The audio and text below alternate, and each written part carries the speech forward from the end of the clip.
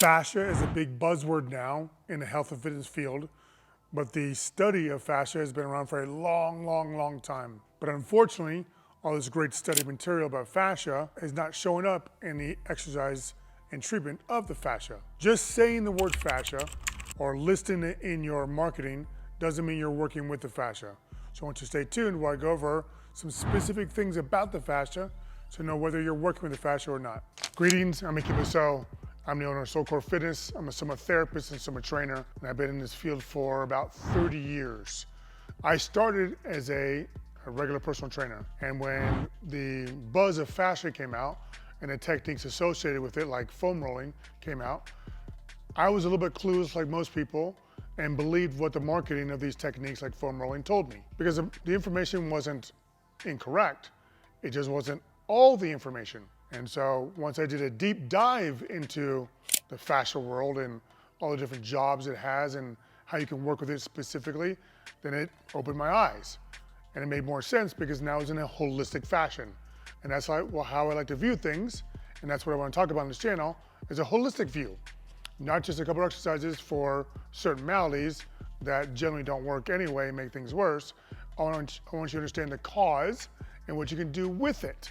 So if you're interested in finding out more detailed information in this holistic fashion, then subscribe and hit that bell. And if you like this video, please give it a thumbs up. It lets the YouTube algorithm know it's good and it shows it to other people. Share with your friends, and then, well, that's it. Thanks. You can say that you have one fascia that from in utero till now has split up and differentiated into hundreds or thousands of different directions that encompasses your entire body. An example is, in your muscles, you have an epimysium, a perimysium, and endomysium that are fascial layers that surround the muscle and muscle fibers. Those fascias meet at the end of the muscle to form a muscle tendon, which is also fascia. That tendon attaches to the bone, but more specifically, the periosteum, the skin that surrounds that fascia. At some point, a ligament, which is also fascia, will connect to the bone. You have visceral fascia that surrounds your organs in a peritoneal and a serous membrane, like the pericardium or the pleura, lungs or heart, respectively. So that's your entire body. You have it all around your body. But a good word for fascia is connective tissue, because it doesn't just encompass your whole body, it's connected, like a big spider web, right? Your whole body is like one big spider web with fascia in different areas and different soft tissues. Here's an example of how it connects. The back outside part of my heel is connected to the outside calf, my lateral calf. That is connected to my bicep femoris, which is one of my hamstrings. That bicep femoris connects to my sit bone, my ischial tuberosity. That connects up into my gluteal and thoracolumbar fascia. And then it can go two different ways for this chain. It can go through my lat into my arm, or it can go through my paraspinal muscles all the way up to my head and even connecting to my eye. That's the most important part, is the connections that the fascia make. Because you want to, if you're gonna work with the fascia, you have to first understand that it encompasses everything, that whenever you move, you're using your fascia, but you have to understand how it's connected in the directions that they go. Fascia is connected in two different ways, in continuity and contiguity. So with continuity, you have to understand that fascia within its structure has collagen tubes. And these tubes, their job is to transport liquid. This liquid is basically a fascial liquid that's based on water that helps with your immunity, to transport waste away, to bring in nutrients. Very important. You want those tubes to be open. It's like the piping of your fascial system.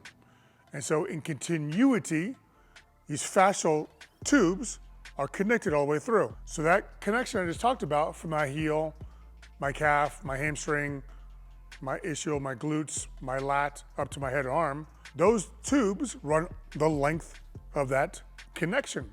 They go all the way up. So we're taught that if you put a dye liquid in one of these tubes, you can see it move all the way up and all the way down, whichever of these tubes. Different parts of your body but one chain.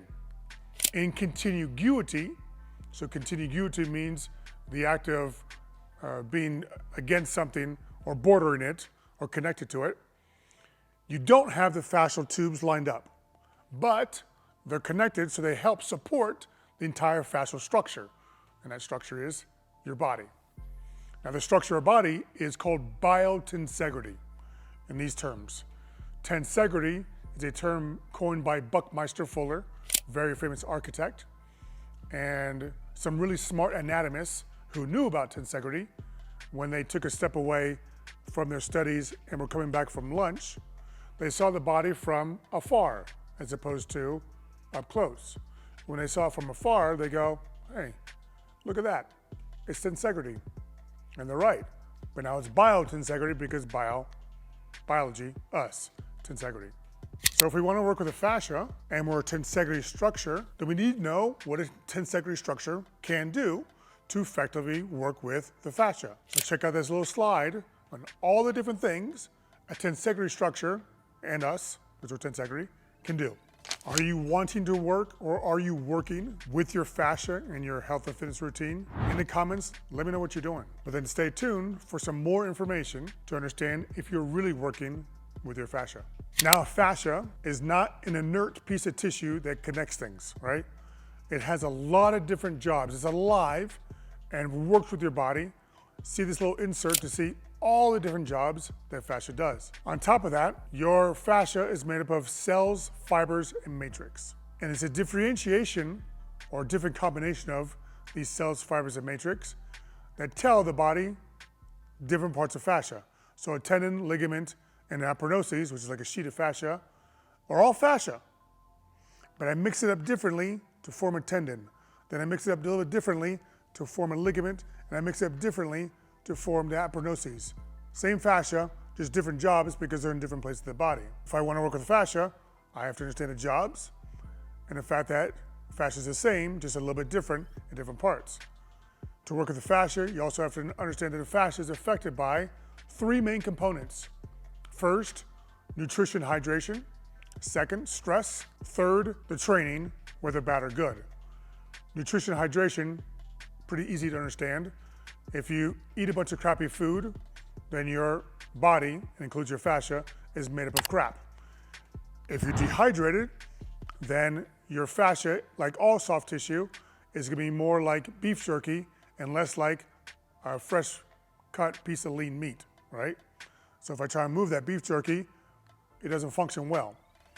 Water is also important because all soft tissue, including fascia, slide on this material of water substance to move because we're mobile and motile. So we want to have to move, be able to move. But if we don't have that water substance, we get inflammation because now I get rubbing. You also want water because that fascial liquid that goes through the tubes is based on water. So if I want to have all that fascial liquid with the immune response and take away waste and bring healing, then I need that liquid to have in my body. The third is a little more complicated because you get stuck in a lot of dogma and false information. That's the training of the fascia. To train the fascia, you want to first think about what do you want? Like any exercise program, what are you trying to do to the fascia? Am I trying to be symptomatic and just get rid of something? In this case, let's take a trigger point. That's a big thing with fascia. Or am I trying to restore and improve function with the fascia? Now I know, everybody's gonna say both, but that's not what everybody's doing. They're mainly only doing the symptom one through different forms of techniques, with tools, or with manual therapy. Now, one way people work with their fascia and the symptomatic care through trigger points is by foam rolling. So we're gonna talk real quick about that. Now, foam rolling's been around for a long time, and at some point, I don't know when, it got associated with the fascia. And there's some great studies about foam rolling and benefits. I'll post them in the description below. But your life is not in a controlled study like these are done before. When they do a study, they're saying, does A plus B equal C? And they test it a bunch of times, and they say yes or no. Either one's fine, right? But life is not A plus B equals C. Life is the whole alphabet, all the numbers, the Roman numerals, it's everything, right? So when you go to foam roll, because you want to get rid of that trigger point wherever in your body, you may or may not be getting what the study says and the benefits, but you're also getting everything else that goes with it. And in terms of fascia, when I foam roll, I crush those collagen tubes like a rolling pin. I now smash it, right? I'm not against doing things for trigger point. I do it myself. I do it with my hand though. So I do it in a controlled environment as the therapy, and I know that I'm gonna crush the collagen tubes, but I need to get rid of that trigger point. But then because I know I crush the collagen tubes to get rid of the trigger point, I also know how to do treatment, stretches, and exercises to reform those changing collagen tubes after I crushed it. It's like getting rid of a piece of a street that doesn't work and repaving it and bring it back. It's the same idea. But people will feel a difference when they foam roll. Now they'll feel something for a couple of different reasons. They'll feel something because you're putting pressure on a part of your body, so you bring, that immediately brings blood, right? So you bring blood and warmth. That makes you feel a little bit better. Then you'll also feel better because now when you stop foam rolling, which is inherently kind of painful, you'll feel better because you get a bunch of hormones. They go, oh, we're done. Thank you so much, right? But people take this basic feeling, which is very subjective, and the partial information from studies or marketing, they go, oh, success. And then they attach it to things like, oh, look, I'm so bruised and it's so sore afterwards. And they say, oh, I must be doing something, because I guess here in America, I'm not quite sure anywhere else, the more pain, the more gain, right? That's not true in this case, because when you see the bruises or soreness afterwards, in that case, you've now caused trauma to your body. And then again, in true American fashion, well, foam rolling is not enough. Let's foam roll on PVC. Let's add spikes. Let's add something else we can do to torture our body in the name of working with my fascia, but it's not working your fascia at all. And then you have other techniques like guns that blast your fascia, or the Graston technique, which scrapes the fascia to get rid of it. I'm not a fan of these at all because the cost benefit does not equal what the benefit may be, right? It's way traumatic to the body than what I could get out of it. But it's not just these inanimate objects that are causing damage to your fascia.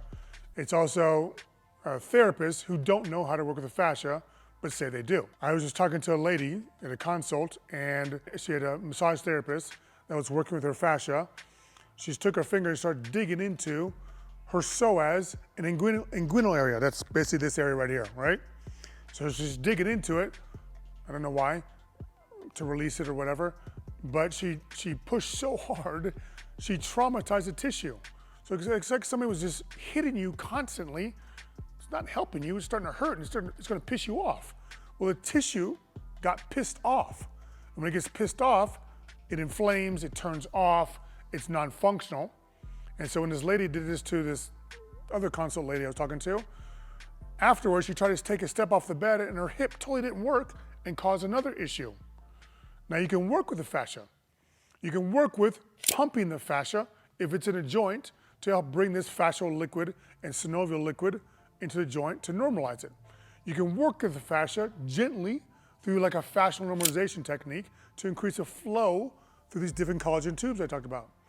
You can also do, in my case, techniques like double TLS to either turn off and confuse a ligament or turn on to turn on a ligament or turn off and confuse a tendon to do different things with the body, right? But you have to understand all the different functions, the tensegrity structure, and how it works best. Along with treating your fascia properly, you want to train it properly. So if you want to train your fascia, you have to understand all these different things I've talked about. Understand that we're built as a biotensegrity structure, and there's different aspects as to what that structure can do. Understand the roles that the fascia play in the body and how it basically helps control almost an entire body. And so if I want to train the fascia, I need to decide, do I want to stretch it or do I want to strengthen it? But in either case, it needs to be put in tension. So take that example from before where I said that line of force from the back of my heel, my calf, my hamstring, my glutes, my lats, up to my arm, or my spine to my head. I can take that chain and I can put it in tension. That automatically tells the body, hey, this person wants to work that more. Because when I produce tension in that chain, I produce a little bit of force, which tells the brain, hey, this is ready to work a little bit more.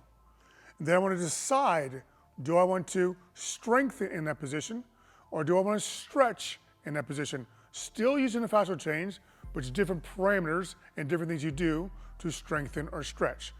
But it's the lining up of that chain and knowing which way you want to go, that's the most important part. Because anywhere along that chain that I keep talking about, you can produce tension to work that specifically while still respecting that chain. So there's a posture I can take to stretch, in this case, my lateral gastroc myofascially. There's also a posture I can take to stretch my bicep femoris in a posture, but also respecting this chain. Same thing for my glute, for my thoracolumbar fascia, for my transverse spinalis. I can even put myself into a posture to strengthen my spine while still respecting this chain. It all depends on what you want to accomplish while respecting the chain, and where specifically you want to work on that chain. Because we're basically a bunch of links put together, and if one of our links is weak, we're only as strong as that weakest link. So you want to work holistically, but you also want to work specifically to make sure each one of your links is strong, which means there's a different exercise or stretch or whatever for each link. And because again, the fascia connects all the body, if I train it with the fascia in mind, that makes my training more effective, right? Now I'm not just working on just the muscle, I understand that the muscle and the chain involved, which makes the totality of my movement better, which will lead to getting stronger, more mobile, less pain, better posture. All those benefits are multiplied because I'm using my body holistically as one, okay? That was a lot of information on fascia. I try to keep it brief, but it's difficult. And I personally view working with fascia as one of the best ways to work with the body for sustainability, for balance, for strength and mobility. If you want some assistance, I'd be glad to help. I've been doing this type of training for a long time now. I've been in the field for 30 years, but I've been doing fascial type training, therapy and exercise for 17, 18 years. And I've got a free Facebook group where I talk about the training aspects about it.